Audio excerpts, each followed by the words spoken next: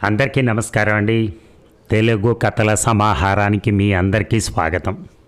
ఇప్పుడు మనం వినబోయే సీరియల్ స్త్రీ 4వ భాగం. రచన రంగనాయకమ్మ గారు. మరి కథలోకి వెళ్దామా? ట్రైన్ దిగొస్తూనే జార్జికి ఫోన్ చేసింది. ఓ అరగంటలో అతను రావచ్చు, తండ్రి ఒక్కడైనా తనను అర్థం చేసుకుంటాడు అనుకుంది. భర్తను నిర్ణయించుకోగలిగే ధైర్యం, వివేకం తనకున్నాయని ఆయన స్వయంగానే అన్నారు. తను ఇష్టపడే వ్యక్తితోనే వివాహం జరిపిస్తానని సంతోషంగా చెప్పాడు. తీరా తన కోరిక వినేసరికి తట్టుకోలేకపోయాడు. ఆ కొద్ది నిమిషాల్లోనే తండ్రి క్షోభ పద్మజను రంపపు కోత కోస్తోంది. మతానికి తేడా ఉంది, జాతికి కూడా తేడా ఉంది. అందుకే మనిషికి కూడా తేడా ఉంది. తండ్రి దృష్టిలో జార్జికి తనకి ఎంత మాత్రం సంబంధం పనికిరాదని ఆయన ఉద్దేశం. తను మాత్రం దాన్ని అంగీకరించదు. జాతి మత ప్రభావాలు మనిషి మీద ఉండొచ్చు కొంతవరకు, కానీ ఆ భేదాలే అనవసరమని గ్రహిస్తే వాటికి బానిసలైపోరు. ఏ ఇద్దరు మనుషుల మానవత్వానికి తేడా లేదనే తన ఉద్దేశం. తనేమీ పొరపాటుగా ప్రవర్తించలేదు. పసితన నుంచి అల్లారి ముద్దుగా పెంచి తన ముద్దు ముచ్చట్లన్నీ తీర్చిన తండ్రి హృదయానికి పెద్ద విఘాతమే కలిగించింది. అయినా తాను చేసింది పొరపాటు కాదు. ఆలోచనల ఉధృతం తగ్గితే మనసు కొంత తేలికైంది. జార్జి కారు చప్పుడు లేకుండా వచ్చి ఆగింది. జార్జి పైకొచ్చాడు. పద్మజ ఎప్పట్లాగే ఉంది. అదే చిరునవ్వు, అదే గాంభీర్యం. వచ్చేసావా పద్మ? కూర్చో. జార్జి పద్మజ పక్కనే కూర్చున్నాడు. చాలా తొందరగా వచ్చేసావు. వచ్చేసాను. వారం రోజులైనా అవుతుందనుకున్నావు కదా? అనుకున్నాను, అవసరం లేకపోయింది. ఈ 3 రోజుల నుంచి క్షణం యుగంలాగా పిచ్చివాళ్ళలా గడిపాను. నీ ఫోన్ వస్తే నమ్మలేకపోయాను అనుకో. వెంటనే డ్యూటీకి లీవ్ పెట్టి వచ్చేసాను. అందరూ బాగున్నారా మీ ఇంట్లో? పద్మ సుదీర్ఘంగా నిట్టూర్చింది. నువ్వు నా జీవితంలో ప్రవేశించకుండా ఉంటేనే బాగుండేది జార్జ్. పద్మ, నీకోసం నేను అందరినీ వదులుకుని వచ్చేశాను. అర్థం కాని ఆందోళనతో చూశాడు జార్జ్. నువ్వు తప్పితే నాకు ఇప్పుడు ఎవ్వరూ లేరు. పద్మజ గడ్డం పట్టుకుని కళ్ళల్లోకి చూశాడు జార్జ్. నిజం చెప్పు పద్మ, నా కోసం అంత త్యాగం చేశావా? నీ కోసం కాదు, నా కోసమే చేసుకున్నాను. నా సంతోషం కోసం, నా శాంతి కోసం, అంతా నా కోసమే చేసుకున్నాను. జార్జి పద్మజ భుజం మీద చెయ్యేశాడు. బాధపడుతున్నావా పద్మ? అసలు ఏం జరిగిందో చెప్పవా? అంతా నేనన్నట్టే జరిగింది. నాన్న చెప్పిన సంబంధం నాకిష్టం లేదని చెప్పేశాను. పోనీ నాకిష్టమైన వివాహమే చేస్తానంటే నీ గురించి చెప్పాను. ఏమైందప్పుడు? వారికి చాలా కోపం వచ్చిందా? కోపాన్ని దాచుకోగలిగారు, కానీ బాధను అణుచుకోలేకపోయారు. కొంతవరకు చెప్పి చూశాను. నా నిర్ణయం మారదని తెలుసుకుని నా దారి నన్ను పంపించి వేశారు. ఎంత సంస్కారం! చివరికి వారు నిన్ను క్షమించినట్లేనా? కాదు, అది క్షమించటం కాదు. నా అభిప్రాయం గట్టిగా చెప్పాను కాబట్టి ఆయన ఏమీ చేయలేకపోయారు. మా అమ్మకి ఇంకా తెలియదు. తెలిస్తే ఏమైపోతుందో ఊహించలేను. అయ్యో, ఆవిడకు కూడా చెప్పి రావాల్సింది పద్మ. తల్లితో ఆ మాత్రం వాదించి ఒప్పించలేవా? అన్నీ తెలిసిన మా నాన్నే ఒప్పుకోలేదు కదా. అయినా సరే, తల్లి వేరు. నువ్వు అడిగితే ఆవిడెందుకు వినదు? ఆవిడ దగ్గరికి వెళ్ళి నేను బతిమాలుకుంటాను పద్మ. పద్మజ లేకపోతే నేను బతకలేనని చెప్తాను. నన్ను తీసుకెళ్ళు. పద్మజ విచారంగా నవ్వింది. నీ మంచితనం వల్ల నీకు అలా అనిపిస్తోంది. మత పిచ్చిలో మునిగిని ఉన్న వాళ్ళ హృదయాలు మూసుకుపోయి ఉంటాయి. వాళ్ళని మార్చాలని ఆరాటపడటం దండగా. శాశ్వతంగా అందరినీ వదులుకుని వచ్చేశాను జార్జ్. పద్మ గాఢంగా హృదయానికి హత్తుకున్నాడు జార్జి. అపూర్వమైన పెన్నిది లభించినంత ఆనందంగా పద్మజ శరీరం చుట్టూ చేతులు చుట్టి పదిలపరుచుకున్నాడు. మనం సాధ్యమైనంత తొందరగా పెళ్లి చేసుకుందాం పద్మ. నీ తల్లిదండ్రుల్ని వదిలి వచ్చేసావు. నువ్విక ఒక్క గడియ కూడా ఒంటరితనంతో బాధపడకూడదు. నువ్వు ఉండగా నేనెప్పుడూ ఒంటరిని కాను జార్జ్ అంది. ఇక వారం రోజుల లోపలే డాక్టర్ పద్మజ, డాక్టర్ జార్జ్ విలియమ్స్ల పెళ్లి ఫోటోలు పత్రికల్లో అచ్చయ్యాయి. లోకం ఎప్పుడూ కూడా బహుముఖాలుగానే ప్రవర్తిస్తుంది. పద్మజ విలియమ్స్ల వివాహాన్ని గురించి పరిచితులు అపరిచితులు కూడా తమకు తోచిన విధంగా విమర్శించుకున్నారు. కొందరు సంతోషించారు, కొందరు వ్యతిరేకించారు. ఎంతైనా పద్మజ స్వార్థంగా ప్రవర్తించింది అనుకున్న పార్వతి 1-2 రోజుల్లో తన అభిప్రాయం చాలా వరకు మార్చుకుంది. పద్మను అపార్థం చేసుకుంటున్నానేమో అనుకుంది. పద్మజ తనకు చిన్నతనం నుంచి తెలుసున్నా ఆ సాహసం తనకు అర్థం కాదేమో అనుకుంది. ఆఫీస్ నుంచి వచ్చి తాళం తీసుకుని గదిలో అడుగు పెట్టేసరికి కళ్ళపడింది ఒక కవర్. స్నేహితురాలి ధ్యాసలోనే ఉన్న పార్వతి అది పద్మజ రాసిందే కావచ్చని ఆతృతగా వంగి తీసుకుంది. పార్వతి, అక్కయ్య, నీకు ఉత్తరం రాయాలని వారం రోజుల నుంచి ప్రయత్నం. నేను వ్రాయబోయే విశేషం ఏమిటో నీకు తెలిసే ఉంటుంది. అక్కయ్య ఇంత కర్కశంగా తెంచుకుని వెళ్ళిపోయిందంటే ఎంత ఆశ్చర్యంగా ఉందో అంత సహజంగానూ ఉంది. డాక్టర్ పద్మజాదేవి, డాక్టర్ జార్జ్ విలియమ్స్ల పెళ్లి ఫోటో పడ్డ పేపర్ ఇక్కడికి ఇంట్లోకి వచ్చినప్పుడు ఇక్కడ పరిస్థితి ఎంత అల్లకల్లోలం అయిపోయిందో నేను వ్రాయకుండానే నువ్వు ఊహించుకోగలవు. ఈ సంగతి అమ్మ మొదట నమ్మలేదు. అమ్మే కాదు, అక్కయ్య ఇంత పనిచేసిందంటే ఇప్పటికీ నేను నమ్మలేకపోతున్నాను. ఈ ఇంటి ఆచార వ్యవహారాల్లో ఏ చిన్న సంఘటనను గుర్తుపెట్టుకున్నా అక్కయ్య ఇంత సాహసం చేయగలిగేది కాదు. ఆనాటి నుంచి ఇంట్లో ఎవరికీ నిద్రాహారాలు లేవంటే అతిశయోక్తి కాదు. అన్నయ్య కోర్టుకు వెళ్ళటం లేదు, నాన్నగారు పక్క విడిచి లేవటం లేదు, ఆయనకి బ్లడ్ ప్రెషర్ అధికమైంది. అమ్మ మాట సరే, ఆ మూల గది విడిచి రావటం లేదు. వదిన, నేను మాత్రం వంటగదిలో కూర్చుని బిక్కుమంటూ రోజులు దొర్లిస్తున్నాం. ఏ పరిస్థితిని మనస్సుకు పట్టించుకోకుండా కష్టానికి సుఖానికి ఒక్కలాగే చిరునవ్వు నవ్వగలిగే నాన్నగారు ఎంత మారిపోయారో. ఆయన గాంభీర్యమంతా ఏమైపోయిందో నువ్వు చూస్తే గానీ నమ్మవు. ఈ అప్రతిష్టతో ఇక ఆయన లోకం మొహం చూడరనుకుంటున్నాను. అమ్మ గురించి వ్రాయాలంటే ఏం రాయగలను? కంటికి మంటికి ఏకధారిగా ఏడుస్తుందని రాయనా? తనలో తను కుమిలిపోతుందని వ్రాయనా? ఈ వారం రోజులకే పోలిక దొరకనంత చిక్కి శల్యమైపోయిందని వ్రాయనా? రాత్రింబవళ్ళు అమ్మ నోటి మీదుగా వచ్చేది ఒక్కటే మాట. ఆ పాపిష్టి దానికి అకస్మాత్తుగా ఏదో రోగం వచ్చి చచ్చిందని తెలిస్తే ఒక్క ఏడు పేడిచి ఊరుకునేదాన్ని. లోకంలో అందరికీ వచ్చే కష్టం నాకు వచ్చిందని సరిపెట్టుకునేదాన్ని.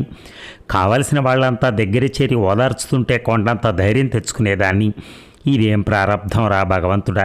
ఆ ఏడుపుకు కూడా దూరం చేసింది నన్ను. ఎంట వంట లేని అప్రచ్యపు పని చేసింది. అగ్నిహోత్రంలాగా వెలిగే కుటుంబానికి మాయన మచ్చ తెచ్చింది. నీతి నియమాలతో బతుకుతున్న వాళ్లను అప్రతిష్టల పాలు చేసింది. ఒక్కసారి తండ్రి మొహం, కన్న తండ్రి మొహమైనా గుర్తు తెచ్చుకోలేకపోయింది అంటూ తనలో తను ఏడ్చుకుంటూ పడుంటోంది అమ్మ. అమ్మను చూస్తుంటే పిచ్చిదైపోతుందేమో అనిపిస్తోంది ప్రతి క్షణం. పద్మజ ఇలా చేసిందని తెలిసింది. నిజమేనా? ఈ సంగతి మీకు ముందే తెలియకుండా ఉంటుందా? ఆడపిల్లల్ని బొత్తిగా అలా వదిలేస్తే బ్రాహ్మణ్యం మంటగలవకి ఏమవుతుంది అంటూ దగ్గర బంధువు ఒక ఆయన చాలా కోపంగా వ్రాసిన ఉత్తరం మొన్న అందింది. నాన్నగారు చదువుకున్నారు కానీ అమ్మకు చూపించలేదు. నిన్న ఒక తెలిసిన ఆవిడ పనిగట్టుకుని వచ్చింది అమ్మను ఓదార్చడానికి. అయ్యో, ఇంత పని జరిగిందా? అయిందేదో అయిందిలే, నువ్వేం బాధపడకొదినా. పాడు ప్రపంచంలో ఎన్ని వింతలు జరగట్లేదు గనక ఇది అందులో ఒకటే. మరేం చేస్తాం అంటూ ఒక గంట సేపు కూర్చుని అమ్మని మరీ ఏడిపించి వెళ్ళింది. మమ్మల్ని అందరినీ ఇంత అప్రతిష్టకు, ఇన్ని అవమానాలకు, ఇందరి సానుభూతికి గురి చేసిన అక్కయ్యను ఏం చేస్తే పాపం ఉంది? ఈ స్థితిలో అక్కయ్యను కలుసుకోగలిగితే ఎన్ని మాటలైనా అడుగుతాను. చదివి డాక్టర్ కాగానే సర్వస్వతంత్రురాలను అయిపోయాను అనుకుందా? ఆ చదువు ఎవరు చెప్పించారు? అంత స్వాతంత్రం ఎవరు ప్రసాదించారు? తన ఔన్నత్యానికి అసలు ఎవరు కారణమయ్యారో ఒక్కసారైనా ఆలోచించిందా? రెక్కలు మొలిచి మొలవగానే ఎగిరిగిరి పడే పక్షి పిల్లల్లా మంచి చెడ్డలు విస్మరించి ఇంత అవివేకంగా ప్రవర్తించడం తగుననుకుందా? అక్కయ్యను అంతగా విమర్శించి అసహించుకునే రోజు వస్తుందని ఏనాడైనా అనుకున్నానా నేను?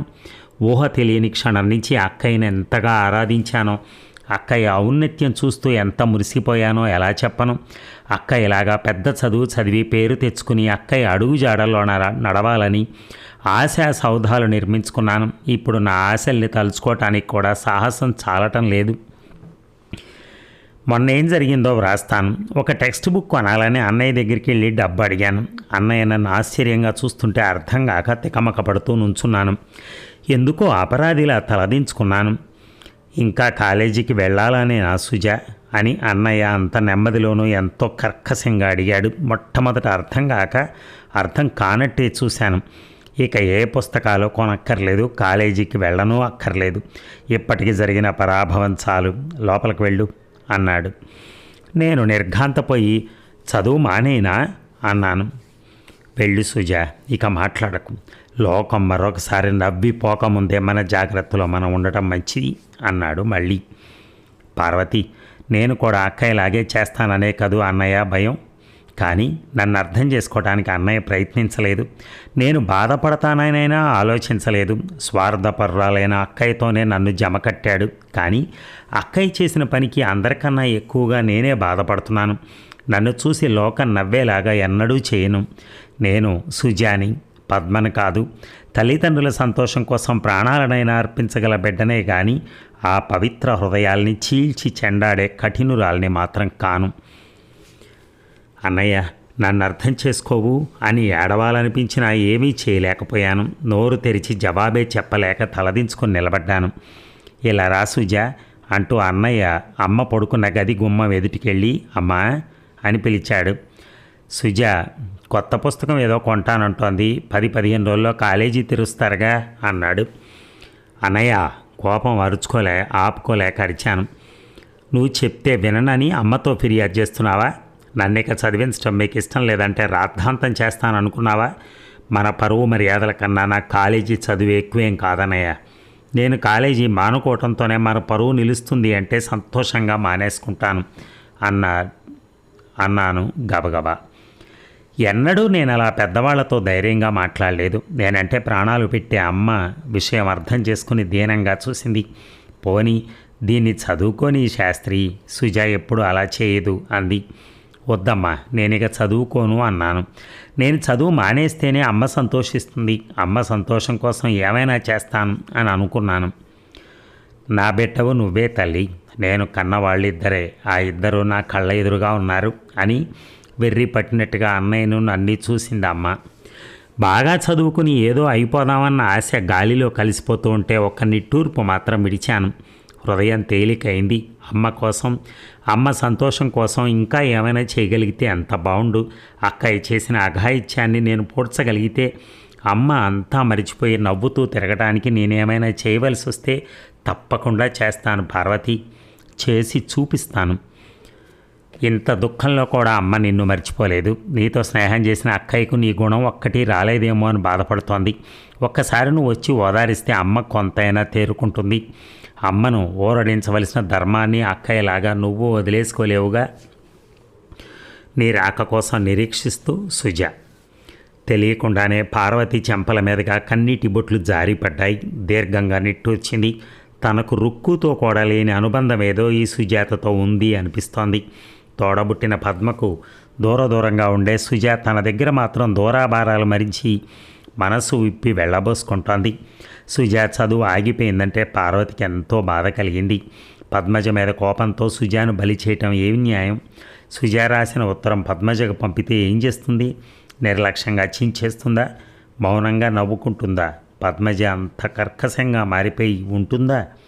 పార్వతి అంతరాత్మ ఆలోచనలతో ఏకీభవించలేదు.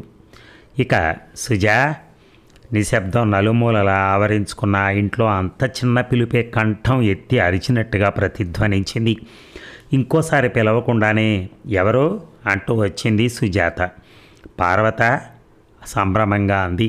నేనే. చేతిలో సంచి బల్ల మీద పెట్టి లోపలికి నడిచింది పార్వతి. మంచినీళ్ళ గ్లాస్ అందిస్తూ నా ఉత్తరం అందిందా అంది సుజాత. అందింది. నేను ఎలాగో రావాలనుకుంటూనే ఉన్నాను. అమ్మ కొంట్లో ఎలా ఉంది? నిద్రపోతుందా? లేదు, ఊరికే పడుకుంది. రా వెళ్దాం అంటూ అమ్మ పడుకునున్న గది గుమ్మం ముందుకు నడిచింది సుజాత. అమ్మా, పార్వతి వచ్చిందమ్మా. కామేశ్వరమ్మ లేచి కూర్చుంది. పార్వత? మన పార్వతే అంటూ. అవును పిన్ని గారు, ఒకసారి అందరినీ చూసి వెళ్దామని అంటూ మంచం దగ్గర బల్ల మీద కూర్చుంది పార్వతి. కామేశ్వరమ్మ బొత్తిగా నీరసించిపోయింది. మనోవ్యాధితో బాధపడుతున్నట్టుగా స్పష్టంగా తెలుస్తోంది. రుక్మిణి, సూర్యం వాళ్ళు బాగున్నారా? బాగానే ఉన్నారు పిన్ని గారు. రుక్మిణికి 3వ మాసం అనుకుంటున్నారు. డాక్టర్ కూడా చెప్పింది. వేవిళ్లతో కొంచెం నీరసంగా ఉంది, పర్వాలేదు. మందులు అవి వాడుతోంది. సూర్యం రిజల్ట్స్ తెలిసాయి. మొన్ననే BA పాస్ అయ్యాడు. ఇక ఎక్కడైనా ఉద్యోగం చూసుకోవాలి అని చెప్పేసింది పార్వతి. ఉద్యోగం ఏదైనా దొరికేలా ఉందా వాడికి? ప్రయత్నిస్తూనే ఉన్నాను. ఈ మధ్యనే మాకు ఒక కొత్త ఆఫీసర్ వచ్చాడు. ఆయన చాలా మంచివాడని విన్నాను. ఒకసారి వెళ్ళి అడిగితే ఏమవుతుందో మరి. ఇటు నుంచి వెళ్ళాక వెళదాం అనుకుంటున్నాను. ఈ రోజుల్లో ఉద్యోగాలంటే మాటలా పిన్ని గారు, ఎంతో కష్టపడితే కానీ దొరకవు. అయితే మీ చెల్లాయి పురుడు వాళ్ళింటి దగ్గరే పోసుకుంటుందా? అలాగే అంటోంది మా అత్తయ్య. నాకు ఇష్టం లేదు. నేనంటూ ఉంటే దానికి పుట్టిల్లున్నట్టే లెక్క. మొట్టమొదటి పురుడు కదా, తీసుకొచ్చి నా దగ్గరే ఉంచుకుందామని ఉంది. రుక్కుతో పాటు అత్తయ్యను కూడా రమ్మన్నాను. ఆసుపత్రిలో చేర్పిస్తే అంతా వాళ్లే చూసుకుంటారు. ఆ పల్లెటూళ్ళలో ఎందుకు బాధపడాలి చెప్పండి. నిజమే, నీ ఆలోచన బాగుంది. కామేశ్వరమ్మ ఇంకా ఏమైనా అడుగుతూ ఉంటే బాగుండనిపించింది పార్వతికి. గడిచిన 15 రోజుల్లోనూ తల్లి ఇంత ఎక్కువగా మాట్లాడటం చూడని సుజాత ఒక్కసారిగా వింటూ కూర్చుంది. సుజ, పార్వతి ఎప్పుడు భోంచేసిందో ఏమో, స్నానం చేస్తుందేమో చూడు. వెళ్ళమ్మా పార్వతి, స్నానం చేసి అన్నం తిను. మాట్లాడకుండా లేచింది సుజాత. వెంట వెళ్ళింది పార్వతి. సుజా ఉత్తరంలో రాసినట్టుగా ఇల్లంతా వెలవెలబోతోంది. తండ్రి మేడ మీద గదిలో ఉన్నాడు. అన్నయ్య బయటికి వెళ్ళాడు. వదిన తన పడగదిలో పడుకొనుంది. తల్లి ఇంకో గదిలో పడుకొనుంది. ఎక్కడి వాళ్ళు అక్కడ ఎవరి మనసుల్లో వాళ్ళు దుఃఖపడిపోతూ ఉన్నారు. సుజా కూడా ఎంతో చిన్నబోయి ఉంది. ఇంట్లో ఎవరూ లేనట్టుగా ఉంది. కొంచెం గట్టిగా మాట్లాడటానికి కూడా మనసు ఒప్పటం లేదు. పార్వతికి అన్నం వడ్డించి దగ్గర కూర్చుంది సుజాత. జరిగిందంతా మళ్ళీ చెప్పుకొచ్చింది. పద్మజ కబుర్లు చెప్తుంటే సుజా కళ్ళల్లో నీళ్లు తిరిగాయి. ఇక అక్కయ్య ఇలా చేస్తుందని మనం ఎవ్వరం అనుకోలేదు పార్వతి అంటూ పార్వతి ముఖంలోకి చూసింది. పార్వతి వెంటనే ఏమీ మాట్లాడలేకపోయింది. పద్మజ ఏం ఘోరం నేరం చేసిందని వీళ్ళందరూ ఇలా బాధపడిపోతున్నారు? కోరుకున్న వాడిని పెళ్లి చేసుకుంది, అంతే కదా. సుజాతను చూస్తూ చాలా నెమ్మదిగా అంది పార్వతి. పాపం పద్మను మనం అపార్థం చేసుకుంటున్నామేమో అనిపిస్తోంది సుజ. తను ఏం తప్పు చేసిందని అంది చిన్న కంఠంతో. విస్మయంగా చూసింది సుజాత. అక్కయ్య గురించే నన్ను మాట్లాడుతున్నది? తప్పు చేయలేదు. అదేమిటి అక్కయ్యను సమర్థిస్తున్నావా పార్వతి? తప్పు చేస్తే సమర్థించకూడదు, నిజమే. కానీ అసలు పద్మ చేసింది తప్పంటారా? తనకిష్టమైన మనిషిని పెళ్లి చేసుకుంది. అతను పద్మజకు ఉద్యోగాల దగ్గర పరిచయం, తర్వాత స్నేహం, అది పెళ్లి దాకా వచ్చింది. మరి పెళ్ళంటే ప్రేమ కలిగిన వాళ్ళనే చేసుకోవాలి కదా. రఘు నా విషయంలో చేసిన దానికి అమ్మా నాన్న ఏమన్నారు? అతను పిరికిగా ప్రవర్తించాడని అన్నారా లేదా? అది వేరు. కులం ఒక్కటే అయినా అతను ధైర్యం చేయలేకపోయాడు. అక్కయ్య విషయం అలా కాదుగా. అతను మన కులం కాదు, మతం కాదు. అలాంటి వాడి ప్రేమ వాడి మీద ప్రేమేమిటి? మనమైతే కులమతాలని పాటిస్తాం. పద్మజ పాటించదుగా. మనుషులందరూ ఒక్కటే అంటుంది. అలాంటి మనిషికి కులాలు మతాలు అడ్డం వస్తే అడ్డం వస్తే అదేం ప్రేమ? అమ్మ దగ్గర ఇలా మాట్లాడతావా ఏమిటి పార్వతి? అమ్మ చాలా బాధపడిపోతుంది సుమా. అయ్యో, అసలు నీ దగ్గర మాట్లాడటానికే భయంగా ఉంది నాకు. అమ్మ దగ్గర మాట్లాడతానా? నువ్వెన్నీ చెప్పు పార్వతి. తల్లిదండ్రులు ఎంతో ప్రేమతో పెంచుతారు కదా. మనం కూడా వాళ్ళకి బాధ కలగకుండా ప్రవర్తించాలా వద్దా? అసలు బాధ ఎందుకు పడాలి? తల్లిదండ్రులు చక్కగా వాళ్ళిద్దరికీ తల్లిదండ్రులే పెళ్లి చేయొచ్చు. పోనీ ఇప్పుడైనా వాళ్ళని పిలిచి 4 రోజులు ఉంచుకుని పంపచ్చు. పద్మ చేసిన తప్పేమిటి? పెళ్లి చేసుకుంది, అంతే కదా. పిల్లలు సంతోషంగా బతకడం కన్నా తల్లిదండ్రులకి ఇంకేం కావాలి? ఇలాంటి పెళ్లి వాళ్ళకి నచ్చదు కదా. వాళ్ళు ఎలా సంతోషిస్తారు? అమ్మను ఒప్పించి చేసుకోకపోయిందా? ఒప్పుకోదు కదా అమ్మ. ఇంకేం చేస్తుంది? తన దారిన తాను వెళ్ళిపోయి ఉంటుంది. వెళ్ళిపోయి పెళ్లి చేసుకుంది. మన బతుకులు నాశనం చేయాలని పెద్దవాళ్ళు ప్రయత్నిస్తారా? మన సాంప్రదాయాలు, రీతి రివాజులు అన్నీ ఉగ్గుపాలతో నేర్చుకుని కూడా అలాంటి అర్థం లేని ఇష్టాలు ఎందుకు పెంచుకోవాలి? అమాయకంగా మాట్లాడుతున్నావు. ఈ నిబంధనలన్నీ మనలాంటి వాళ్ళకి కానీ పద్మజకు కాదు.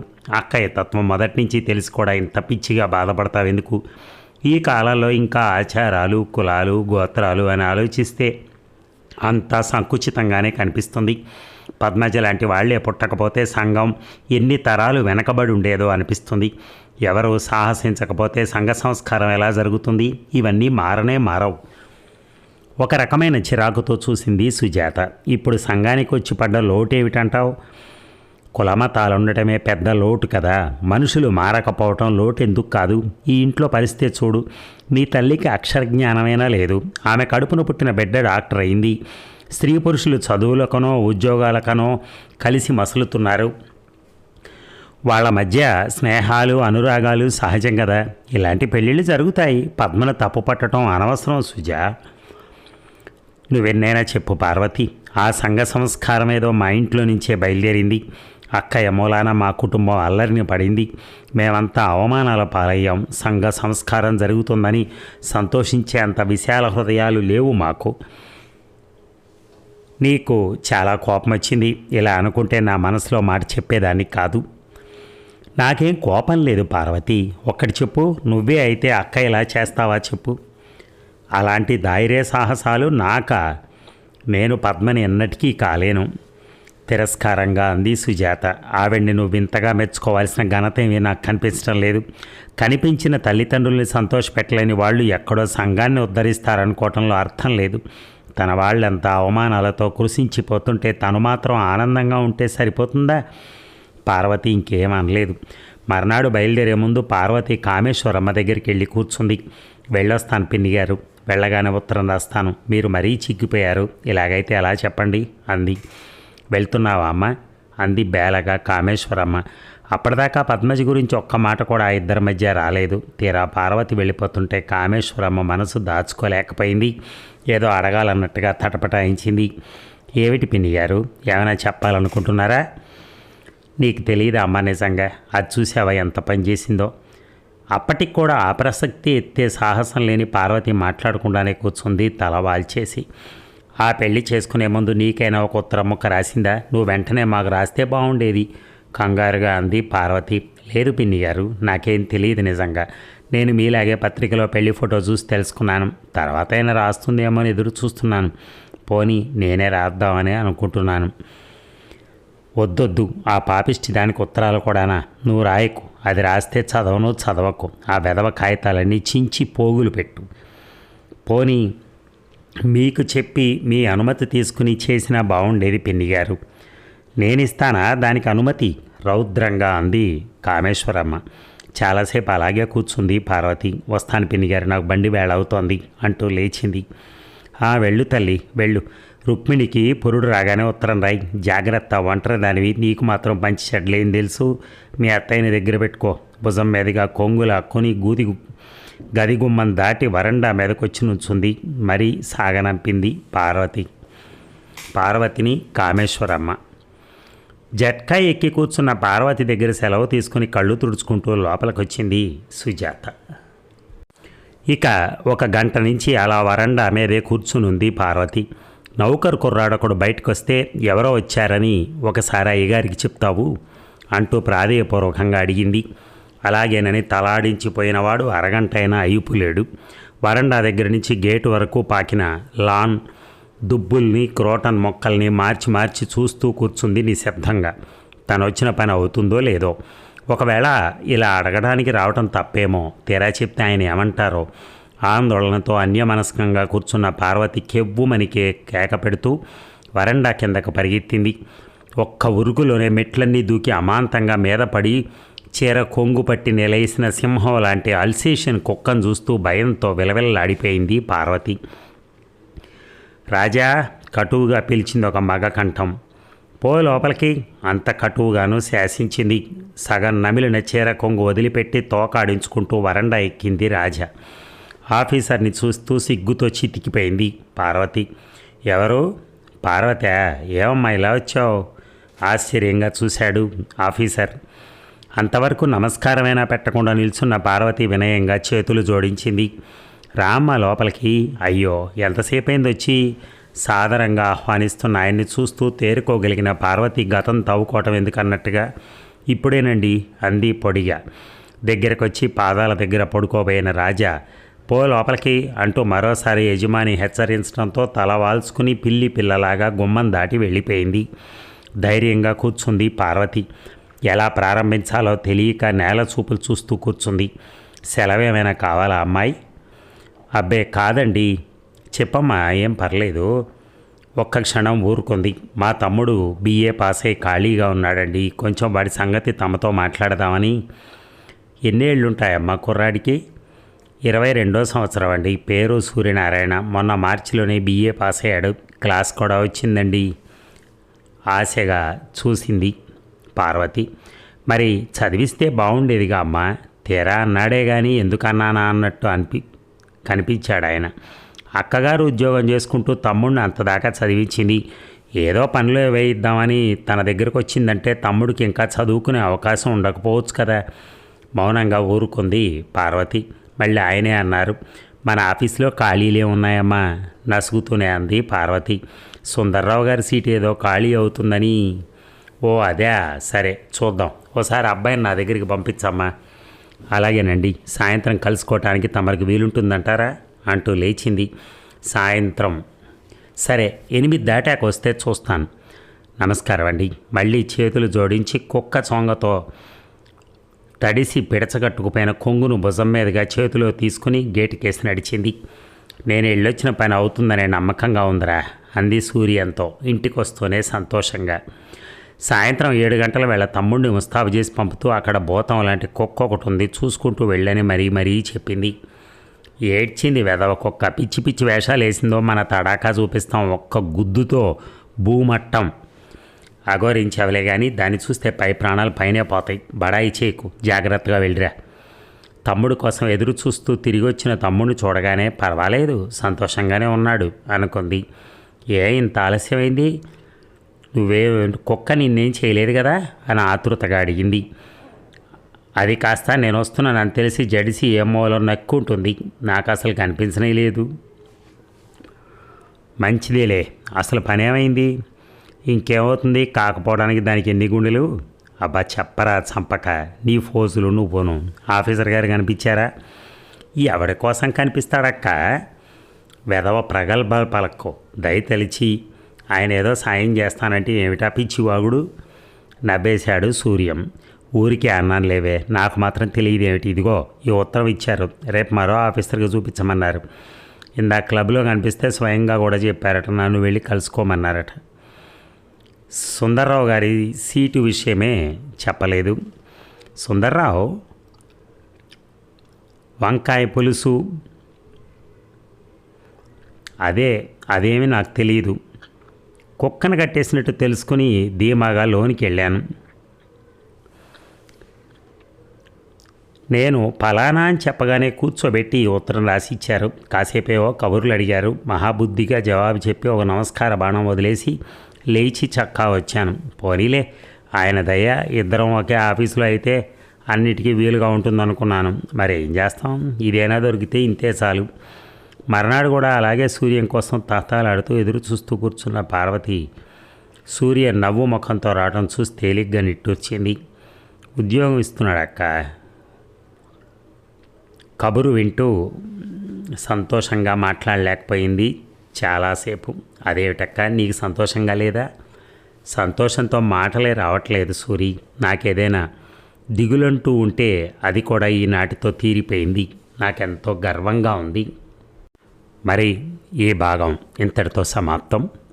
మళ్ళీ తరువాయి భాగం ఇంకో గంటలో విందాం. Thank you.